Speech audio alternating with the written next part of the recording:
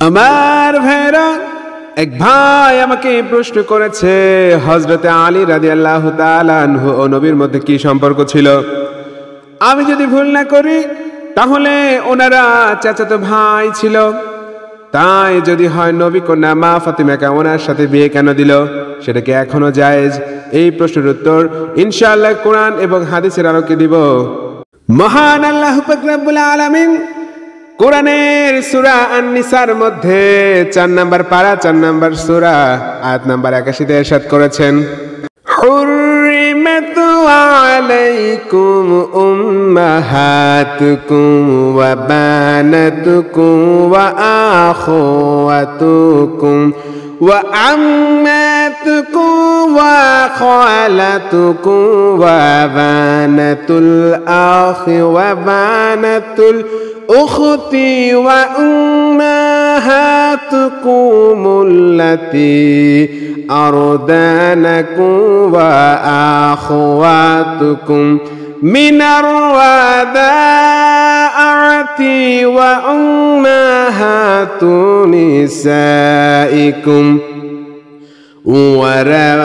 وربائبكم التي في حجوركم من نسائكم التي دخلتم بهن فإن لم تكونوا دخلتم بهن فلا جناح عليكم وحلائل أبنائكم الذين من أصلابكم وأن تجمعوا بين الأختين إلا ما قد سلف إن الله كان غفور رحيم।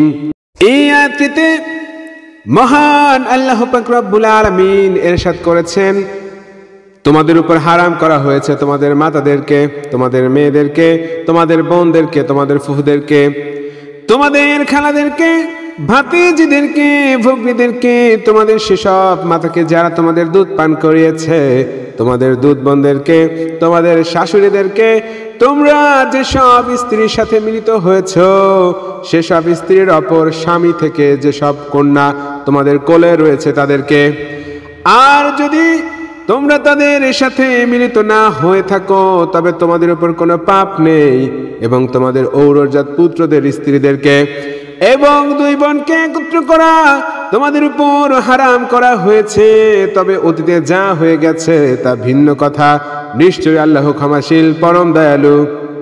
এক কথায় বলতে গেলে ইসলামী শরীয়ত মতে আপন চাচা এবং ভাতিজির দেখা সাক্ষাৎ জায়েজ, বিবাহ হারাম। আর অন্যান্য চাচা যেমন বাবার চাচাতো, মামাতো, খালাতো, ফুফাতো ইত্যাদি ভাইয়ের সাথে ভাতিজির দেখা সাক্ষাৎ হারাম, বিবাহ জায়েজ। অতএব হযরত আলী রাদিয়াল্লাহু তাআলা আনহু যেহেতু রাসূলুল্লাহ সাল্লাল্লাহু আলাইহি সাল্লামের আপন ভাই নয় বরং চাচাতো ভাই, তাই ফাতেমা রাদিয়াল্লাহু তাআলা আনহা এর সাথে আলী রাদিয়াল্লাহু তাআলা আনহুর বিয়ে জায়েজ। আরেকটু বলতে গেলে এখানে প্রথমেই দুটি ইসলামী পরিভাষা জানা দরকার। এক নম্বরে মাহরাম, দুই নম্বরে গায়রে মাহরাম। মাহরাম হলো একজন পুরুষের জন্য ওই সকল নারী যাদের সাথে দেখা দেওয়া জায়েজ কিন্তু বিয়ে করা হারাম। তেমনি ভাবে একজন মহিলার জন্য ওই সকল পুরুষ যাদের সাথে দেখা দেওয়া জায়েজ কিন্তু বিবাহ করা হারাম। গায়রে মাহরাম ঠিক এর উল্টোটা, অর্থাৎ একজন পুরুষের জন্য গায়রে মাহরাম হলো ওই সকল মহিলা যাদের সাথে দেখা দেওয়া জায়েজ নেই কিন্তু বিয়ে করা জায়েজ। একজন মহিলার গায়রে মাহরাম হলো ওই সকল পুরুষ যাদের সাথে দেখা করা জায়েজ নেই কিন্তু বিবাহ করা জায়েজ। সুতরাং পবিত্র কুরআনুল কারীমের মধ্যে মহান আল্লাহ পাক রব্বুল আলামিন ইরশাদ করেছেন যে চাচা তার ভাতিজিকে বিয়ে করতে পারবে যদি চাচা আপন না হয়, আপন চাচা না হয়। অর্থাৎ এখানে হযরতে আলী রাদিয়াল্লাহু তাআলা আনহু মা ফাতিমা রাদিয়াল্লাহু তাআলা আনহায়ের আপন চাচা নয়। সুতরাং ইসলাম এখানে সমর্থন করেছে। তাহলে আমাদের অ্যালার্জি কোথায় এটা মানতে? দুই নম্বর প্রশ্ন করেছেন মাজার জিয়ারত করা, যদি মাজার পূজা হয় তাহলে যারা হিন্দুদের পূজার মণ্ডপে পাহারা দিল এবং তাদের স্টেজ ইসলামী গজল গাইল তাদেরকে আমরা কি বলবো? আমাদের নবী হযরত মুহাম্মদ সাল্লাল্লাহু আলাইহি ওয়াসাল্লাম বলেছেন অন্য ধর্মের প্রতি সহনশীল হতে। তিনি এই শিক্ষা দিয়েছেন। আমাদের কোরআন শরীফে বলা হয়েছে ইসলাম শান্তির ধর্ম, ইসলাম সকল ধর্মের মর্যাদা দেয়। কোরআন শরীফে বলা হয়েছে লাকুম দীনুকুম ওয়ালিয়া দীন, অর্থাৎ যার যার ধর্ম শেষে পালন করবে, যার যার মত শেষে প্রকাশ করবে। এটা প্রকৃতপক্ষে ধর্ম নিরপেক্ষতায় আসে।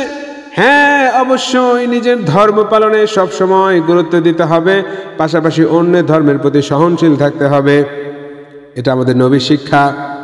আর বলতে গেলে মুসলিম অমুসলিম সবার ক্ষেত্রেই ইসলাম শান্তি ও সাম্য সহানুভূতির নির্দেশ প্রদান করে। ধর্মে ভেদাভেদ থাকলেও আচার আচরণ, চলাফেরা, বিচার সালিশে ইনসাফের উপর চলার নির্দেশ দেয় ইসলাম। কারো ব্যাপারে কোনো পক্ষপাতের স্থান নেই ইসলামে। এমনি ভাবে এক ধর্মকে অন্য ধর্মের উপর জোরপূর্বক কোনো বিধান চাপিয়ে দেওয়াকেও ইসলাম অপছন্দ করে। এ ব্যাপারে মহান আল্লাহ পাক রব্বুল আলামিন বাকারার মধ্যে বলেছেন, ধর্ম গ্রহণে কাউকে বাধ্য করা হবে না।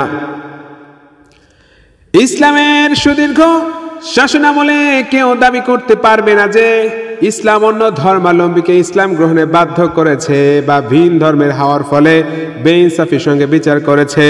বরং ইসলামের ইতিহাসে বিভিন্ন ঘটনা থেকে বোঝা যায় ইসলামী শাসনামলে অল মুসলিমদের তাদের ধর্ম পালন, বিপদ আপদে সাহায্য প্রদান, সৌজন্যমূলক হাদিয়া প্রেরণ, ন্যায় বিচার সহ সব ধরনের সুযোগ সুবিধা দেওয়া হয়েছে। বিভাজন না করে একই সঙ্গে চলাফেরা, খাওয়া দাওয়া ও লেনদেনের অবকাশ রাখা হয়েছে এবং তাদের পূর্ণ নিরাপত্তা নিশ্চিত করা হয়েছে, যাতে করে বিপদে আপদে তারা একে অপরের সঙ্গে মিলেমিশে থাকতে পারে। মানুষ হিসেবে মানুষকে সম্মান করা। অতএব হিন্দু, মুসলিম, বৌদ্ধ, খ্রিস্টান যে ধর্মের অনুসারী হোক না কেন, মানুষ হিসাবে সবাই সম্মানিত। এজন্য ইসলামের নবী মুহাম্মদ সাল্লাল্লাহু আলাইহি ওয়াসাল্লাম একজন ইহুদির লাশের প্রতিও সম্মান প্রদর্শন করেছেন। পবিত্র কোরআনে আল্লাহ তাআলা এ সম্পর্কে বলেছেন, আর আমি অবশ্যই আদম সন্তানকে সম্মানিত করেছি। সূরা ইসরায়েল। একবার রাসূল করিম সাল্লাল্লাহু আলাইহি ওয়াসাল্লাম এর পাশ দিয়ে এক ইহুদির লাশ অতিক্রম করছিল। তখন তিনি দাঁড়ালেন। সাহাবায়ে কেরাম তাকে জিজ্ঞাসা করলেন, এটা তো একজন ইহুদির লাশ, আপনি কেন দাঁড়াচ্ছেন? নবীজি সাল্লাল্লাহু আলাইহি ওয়াসাল্লাম উত্তর দিলেন, এটা কি একটা মানুষের লাশ নয়? বুখারীতে বলেছেন। ভিন্ন ধর্মাবলম্বীদের গালি না দেওয়া। ইসলাম এমন একটি ধর্ম যে ভিন্ন ধর্মাবলম্বীদের গালি দিতেও নিষেধ করেছেন।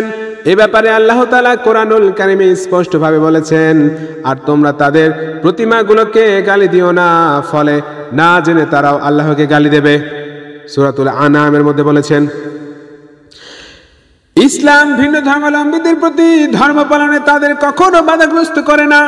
যেমন একদিন আবু বকর রাদিয়াল্লাহু তাআলা আনহু একটি কাফেলাকে দাওয়াতের উদ্দেশ্যে প্রেরণ করে বললেন, তোমাদের প্রতিমধ্যে অমুক ধর্মের অনুসারীদের উপাসনালয় পড়বে, খবরদার সেগুলো তোমরা ভেঙো না, কারণ তারাও সেখানে আল্লাহকে পাওয়ার উদ্দেশ্যে উপাসনা করে। ক্ষমার মাধ্যমে সহানুভূতি।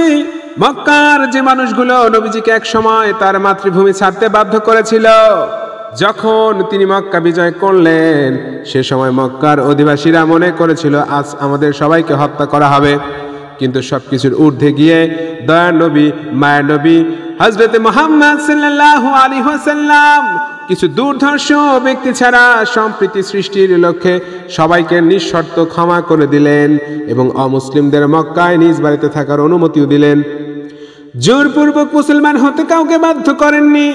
তাই মক্কা বিজয়ের এই ঘটনা থেকে ইসলাম এই শিক্ষা দেয়, ইসলাম ক্ষমা ও সহানুভূতির ধর্ম। হাদিয়া প্রদানের মাধ্যমে সহানুভূতির প্রদর্শন। প্রখ্যাত তাবী মুজাহিদ রাদিয়াল্লাহু তাআলা আনহু থেকে বর্ণিত, তিনি বলেন, আমি আব্দুল্লাহ ইবনে আমরের কাছে উপস্থিত ছিলাম। সে সময় তার এক ছেলে একটি ছাগলের চামড়া ছড়াচ্ছিলেন। এমন সময় তিনি তার ছেলেকে বললেন, চামড়া ছাড়ানো হলে আগে আমাদের এই ইহুদি প্রতিবেশীকে দিয়ে বিতরণ শুরু করবে। তখন এক ব্যক্তি বলল, ইহুদি আপনার কি এমন উপকার করলো যে তার প্রাধান্য দিচ্ছেন? জবাবে তিনি বললেন, বিশ্বনবী হযরত মুহাম্মদ সাল্লাল্লাহু আলাইহি ওয়াসাল্লাম প্রতিবেশীদের হক সম্পর্কে এ পরিমাণ খেয়াল রাখার কথা বলতেন, মাঝে মধ্যে আমরা মনে করতাম হয়তো তিনি আমাদের উত্তরাধিকার বানিয়ে দেবেন। বুখারীতে বলেছেন, বিশ্বনবী অমুসলিমদের দাওয়াত গ্রহণ করেছেন। রাসূলের প্রিয় সাহাবী আনাস রাদিয়াল্লাহু তাআলা আনহু হতে বর্ণিত, তিনি বলেন, এক ইহুদি নবী সাল্লাল্লাহু আলাইহি ওয়াসাল্লামকে জবের রুটি ও চর্বিযুক্ত খাদ্যের দাওয়াত দিল। নবী সাল্লাল্লাহু আলাইহি ওয়াসাল্লাম তার দাওয়াত কবুল করেছিলেন। মুসনাদে আহমদ। অমুসলিম কর্তৃক জবাইকৃত প্রাণী ব্যতীত তাদের সব খাবার মুসলিমদের জন্য বৈধ।